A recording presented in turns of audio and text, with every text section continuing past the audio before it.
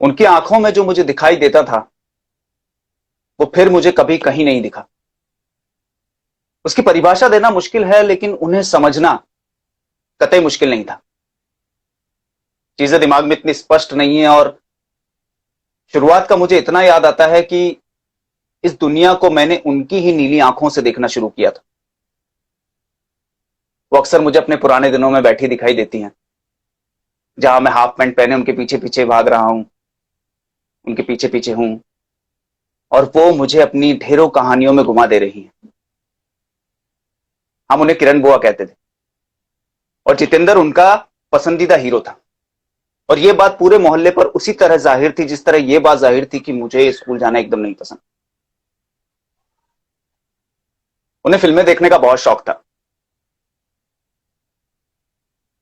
उस मासूम सी उम्र में एक अंधेरे हॉल में सैकड़ों जगमगाती रोशनियों के बीच पहली बार मुझे वही लेकर गई थी। सब लोग दम साधे किसी एक चीज का इंतजार कर रहे थे, तो मैं भी करने लगा।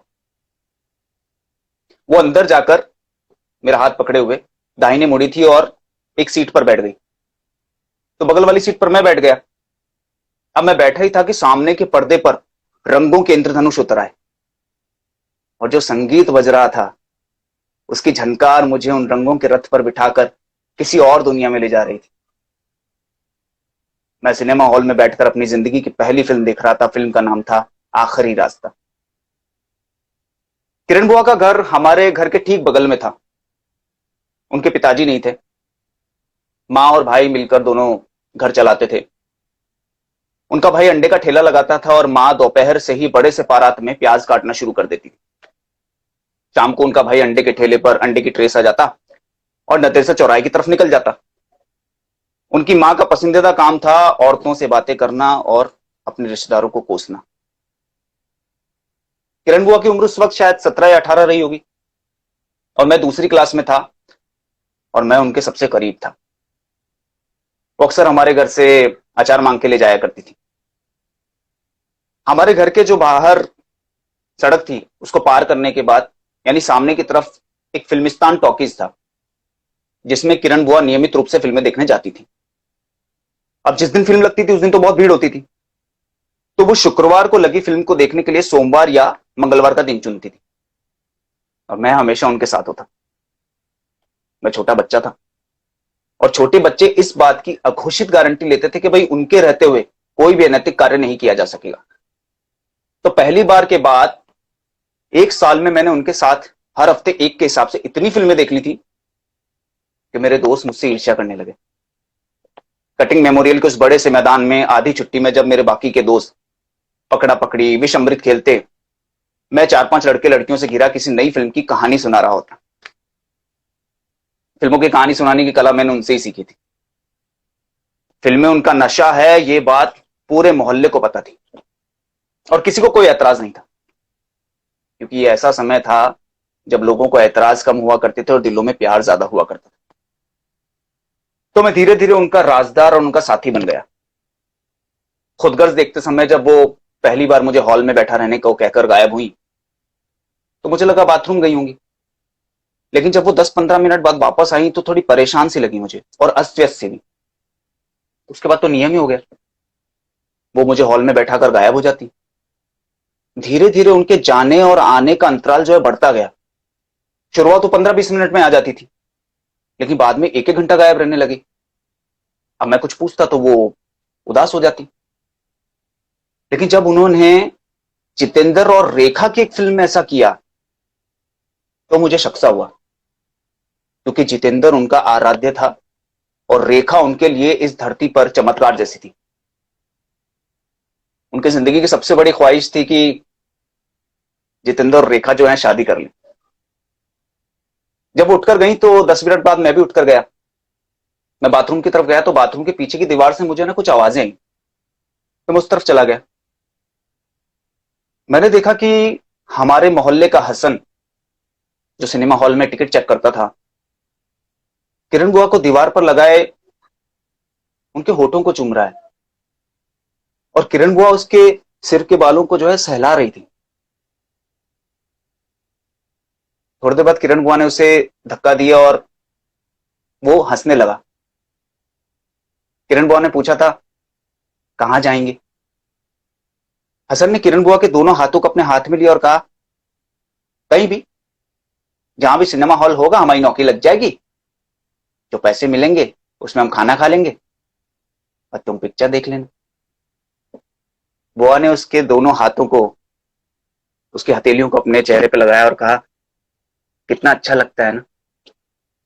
देखो, हमें खाना चाहे 3-4 दिन में मिले ना तो भी हम काम चला लेंगे, और तुम्हें ना नौकरी यही करना है ना।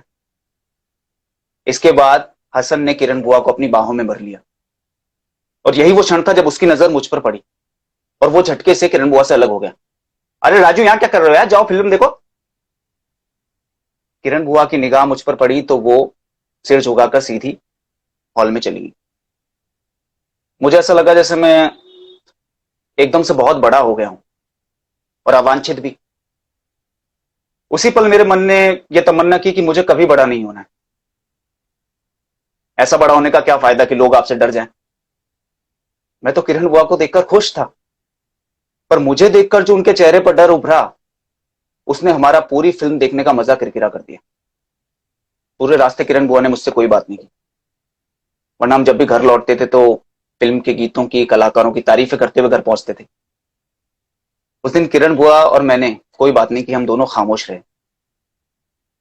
घर पहुंचने के बाद मुझे पूरी रात नींद नहीं आई, और सारी रात मुझे ये डर सताता रहा कि अगर किरण बुआ अकेले फिल्में देखने चली जाएंगी तो मेरा क्या होगा। अगले रोज जब मैं मैदान में खेल रहा था तो किरण बुआ ने मुझे अपने पास बुलाया और कहा, राजू, हम है ना उस लड़के से बहुत मोहब्बत करते हैं, हसन से, जैसे जितेंद्र रेखा से करता है ना, बिल्कुल वैसे ही। और हम उसे पाने के लिए किसी भी हद तक जा सकते हैं। हमें उससे शादी करनी ही है, और हम पूरी दुनिया से लड़ जाएंगे। मैंने देखा कि किरण बुआ जो है फिल्मी संवादों में बात करी, मुझे बड़ा अच्छा लगा, और मैं अपने आप को अपनी उम्र से बहुत बड़ा महसूस करने लगा। मैंने उनके हाथों को अपने हाथ में पकड़ा और कहा, आप चिंता मत करो बुआ, मैं आपके साथ हूं। हाँ, और कोई भी जरूरत होगी ना तो मुझे बता देना, और आपकी शादी उससे ही होगी, देख लेना। मैं भी फिल्मी संवादों में बात करने लगा था। इसके बाद की 2-3 फिल्में, जो अगली 2-3 फिल्में थी, वो किरण बुआ की जिंदगी की सबसे खूबसूरत फिल्में थी। वो मुझे हॉल में बैठाकर हसन से मिलने चली जाती, फिर दोनों किसी कोने में बाहें डाले अपने सुंदर भविष्य के सपने देखते। किरण बुआ हर फिल्म 2 बार देखती थी, क्योंकि वो एक ही बार पूरे वक्त मेरे साथ हॉल में मौजूद रहती थी। अब जिस दिन हम तमाचा फिल्म देखकर घर लौटे, उस दिन मुझे 2 और किरण बुआ को अनगिनत तमाचे पड़े थे। यह घटना ऐसी थी कि उस फिल्म की कहानी और उसका नाम मुझे जिंदगी भर के लिए याद हो गया। पता नहीं किसी ने उनके भाई से क्या कह दिया था कि अगले दिन मेरी भी वहां पेशी हुई। हसनवा को जानते हो? इसके साथ देखे हो कि नहीं? हाँ, ये हॉल में से गायब होती है कि नहीं? 2 बार काय को देखते हो तुम लोग फिल्म? हाँ। किरण बुआ के भाई के पास ऐसे अनगिनत सवाल थे, और मैंने उन सभी सवालों के जवाब में कहा, वो मुझे जो फिल्म अच्छी लगती है ना, नहीं बोलता हूं किरण बुआ को देखने के लिए कि बहुत अच्छी फिल्म है ना बुआ, एक बार और देख लेते हैं। बुआ तो मना करती है, पर मेरी बात का विश्वास नहीं किया गया, और किरण बुआ ने कुछ कहने के लिए मुंह खोला ही था कि उनके भैया उन्हें लातों से पीटने लगे, और उनकी मां भी उनके भाई को उन्हें मारने के लिए उकसा रही थी। मैंने रोकने की कोशिश की तो मुझे धक्का दे दिया, जिसकी वजह से मेरा जो है वहां पर एक लोहे की कुर्सी पड़ी थी, उससे मेरा सिर टकराया और मैं रोते हुए घर आ गया। घर आके मैंने पिताजी को कहा, पापा वो लोग है ना किरण बुआ को मार रहे हैं, हम दोनों को चल के उन्हें बचाना चाहिए, चलिए। तो पिताजी ने मुझे 2 चांटे लगाए और बोले, चल सीधा अंदर, पढ़ाई लिखाई करनी नहीं है, दोबारा वहां जाना नहीं। इसके बाद सब कुछ बहुत जल्दी जल्दी हुआ। एक दिन हसन की लाश फिल्मिस्तान के पीछे पाई गई। पुलिस ने बताया कि भाई उसे जुआ खेलने की आदत थी, पैसा समय पर ना चुका पाने के कारण उसकी हत्या कर दी गई, उसने किसी से उधार लिया था। उसी महीने के अंत तक किरण बुआ की शादी तय कर दी गई। अब किरण बुआ कभी कभी बालकनी में नजर आती थी, और उनकी आंखें ना हमेशा सूजी रहती, और कितनी भी कोशिश करने के बावजूद भी ना मेरी आंखें उनकी आंखों से मिलती ही नहीं।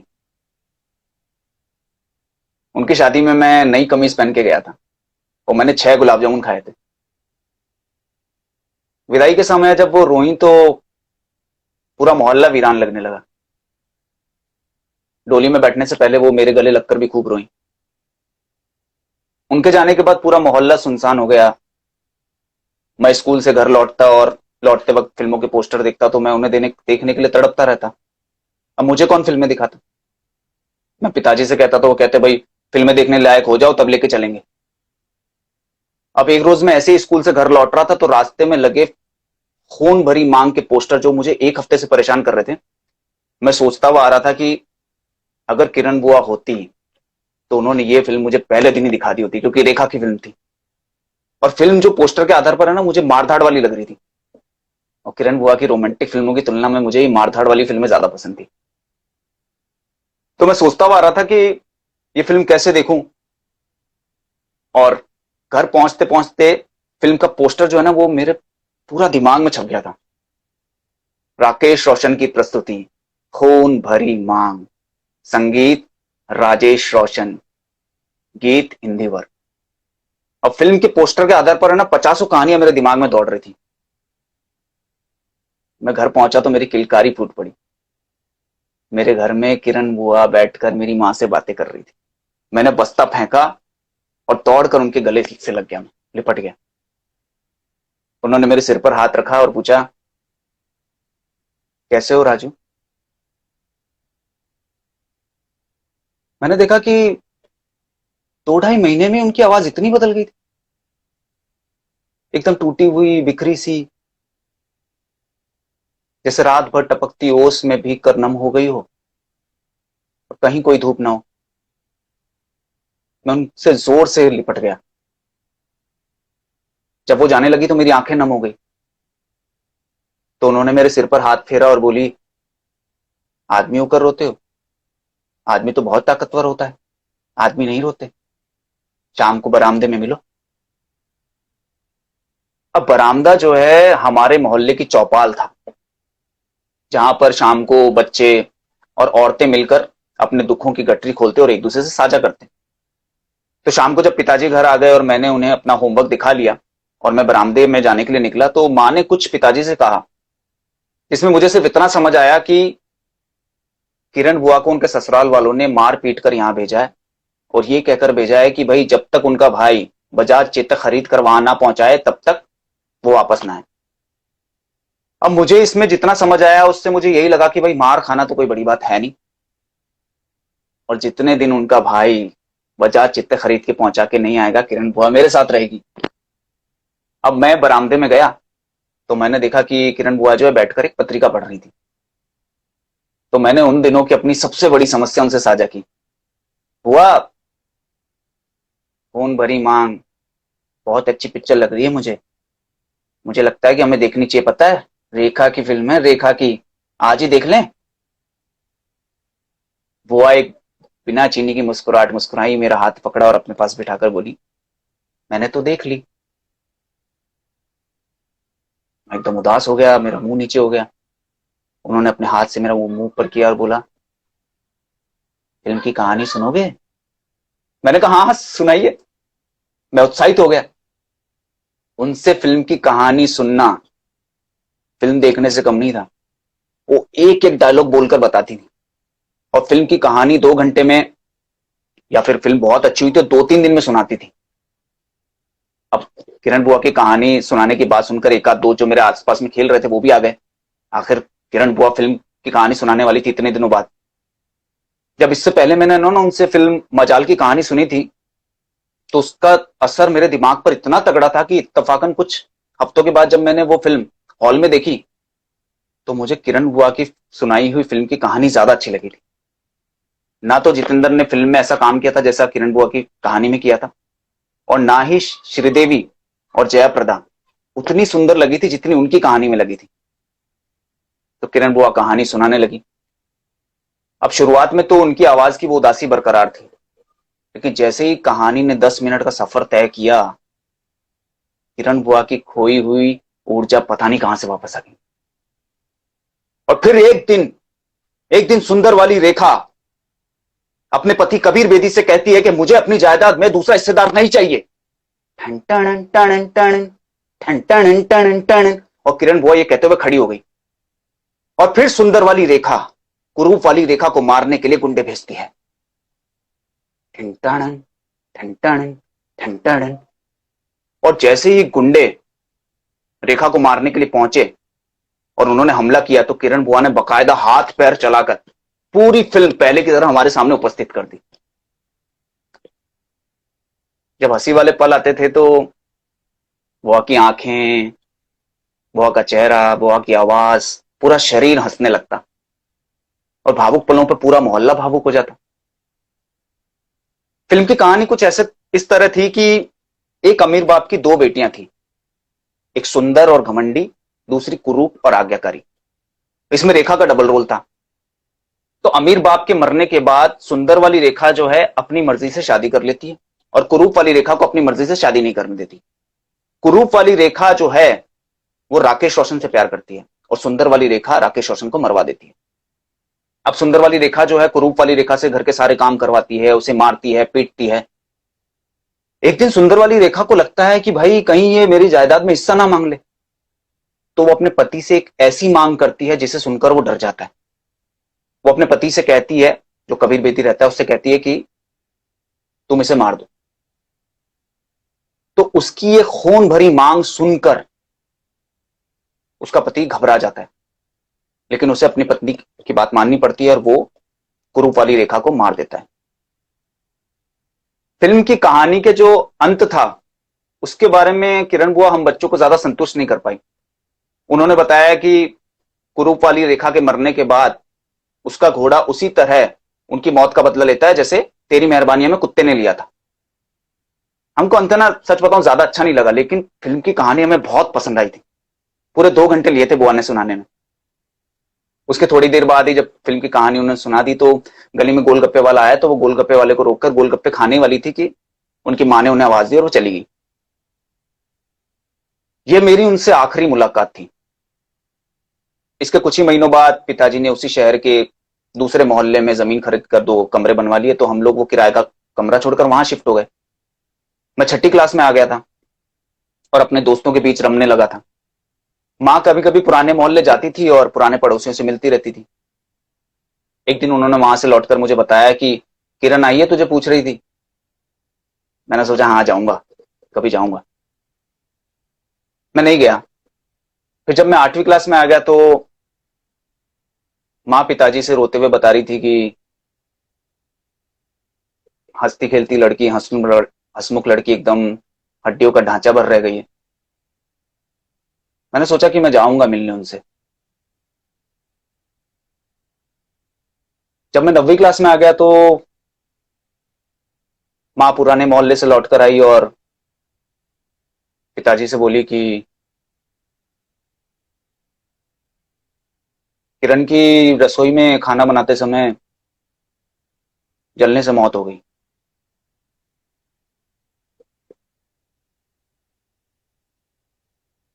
मैं सन रह गया। माँ पिताजी से बोल रही थी कि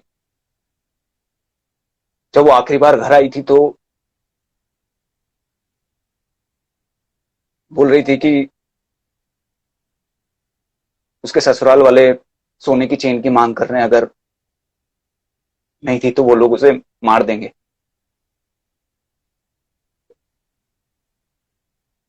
मुझसे और सुना नहीं गया और मैं वहां से हट गया। मैं अपनी रुलाई दबा गया। जब मैं 12वीं क्लास में आ गया और मैंने 12वीं पास कर ली और मैं बीएससी करने गया, तो उन दिनों में अपने बीएससी के कठिन मैथ और फिजिक्स से जूझ रहा था। तो उन्हीं दिनों एक बदहवास से दिन शाम को दूरदर्शन पर खून भरी मांग फिल्म आ रही थी। मेरा कहीं निकलने का प्लान नहीं था और तो मैं फिल्म देखने लगा। वैसे मुझे अब ऐसी फिल्में पसंद नहीं आती थी। मैं जैसे जैसे फिल्म देखता गया वैसे वैसे मेरे अंदर कुछ भरता गया। कुछ खाली होता गया। फिल्म खत्म होने तक मैं अंदर से भरकर पूरी तरह खाली हो गया। न फिल्म में रेखा का डबल रोल था, न कोई ऐसी मांग थी जिसको पूरा करने के लिए किसी को मारना पड़े। मैं हिचके लेने लगा तो माँ दूसरे कमरे से निकल कर आई और, क्या हुआ, रो रहे हो क्या? नहीं नहीं, वो उसे मार डाला। माँ ने टीवी में देखा, रेखा कबीर बेदी को मार रही थी। किसे? वो रेखा को। तुम पागल हो गए हो क्या? अरे रेखा तो कबीर बेदी को मार रही है। तुम्हारा एक फिल्म देखने का कीड़ा ना एक दिन। माँ बड़बड़ाती हुई दूसरे कमरे में चली गई। मैंने छत की तरफ देखा। एक छिपकली छत पर थी और एक छिपकली मेरे सीने में आकर दब गई।